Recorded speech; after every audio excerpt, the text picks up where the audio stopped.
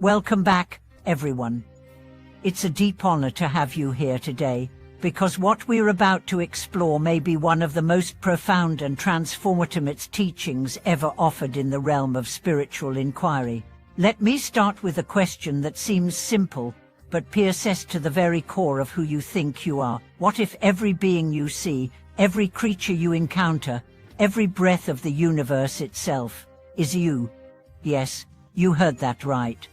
Today, we are diving into the extraordinary teaching that the entire cosmos, past, present, and future, is not separate from your true self. This isn't just philosophical poetry. This is a direct pointing to the experience of ultimate reality. And if you truly grasp this, not just intellectually, but with your entire being, then you'll know what it means to be free. You'll know what it means to be a bodhisattva, to embody wisdom and compassion without end. This teaching isn't new. It goes all the way back to the most ancient sutras and continues to be echoed by awakened beings through history. It says that the I you think you are, the name, the story, the history, is only a sliver of what you truly are. The true pie is the totality.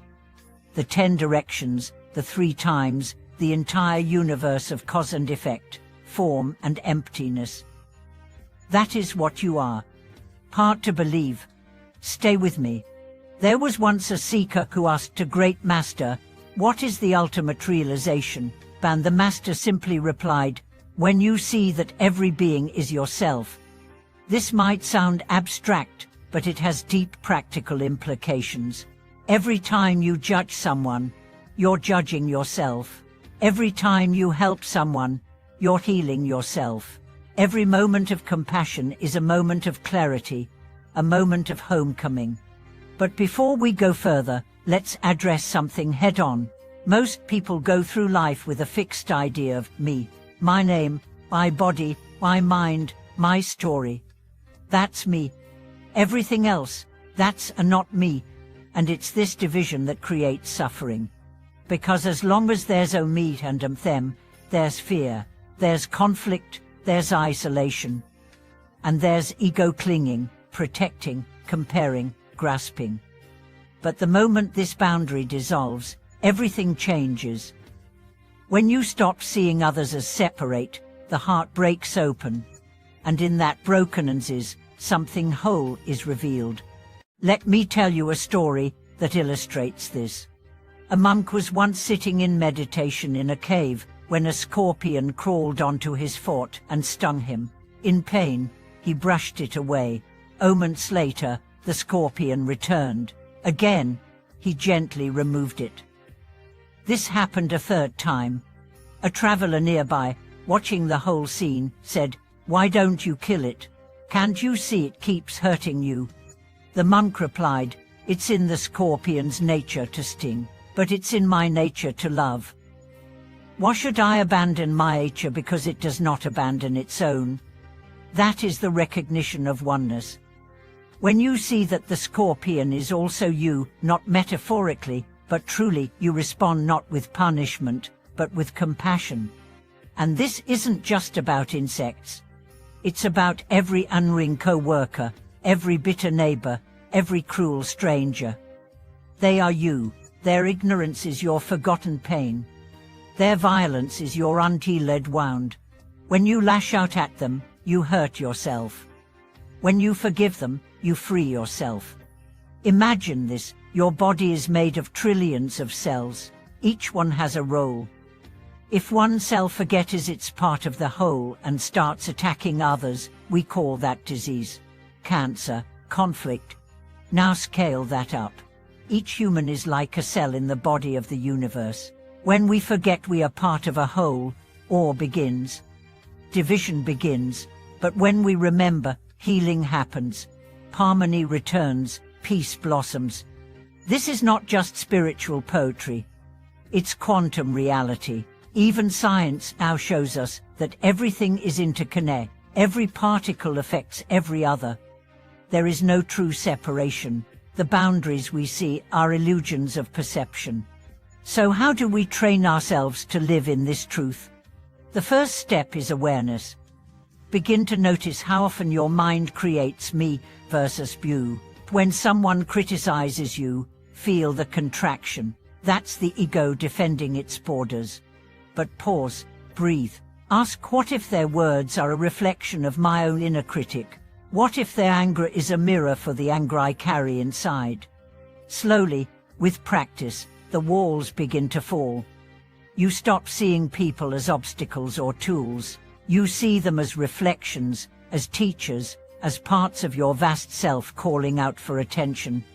Let's go deeper. When the Buddha attained enlightenment, he didn't say, I am enlightened. He said, all beings and I have simultaneously attained enlightenment. Why? Because he saw clearly there is no separate self. He didn't awaken as an individual. He awakened as the whole. And this is your potential too. You don't need to become someone else. You need to remember who you already are. But remember, this isn't just a theory to admire. It's a practice to embody. So here's a challenge for the next 24 hours. Treat every person you meet as if they were you in another form, not figuratively, literally. Look into their eyes and say inwardly, this is me. Do this with a child, with a stranger, with someone you dislike. Watch what happens. Your judgments soften, your heart opens, and a strange thing happens. You begin to feel less alone, because suddenly, the universe is not a cold place. It is your extended self, speaking to you in every voice, reaching to you in every hand. The deeper you go, the more astonishing it becomes. You begin to see that everything, every joy, every sorrow, every gain and loss is part of a cosmic dance. And you are not just a dancer. You are the dance. So let go. Let go of who you think you are. Let go of who you think others are.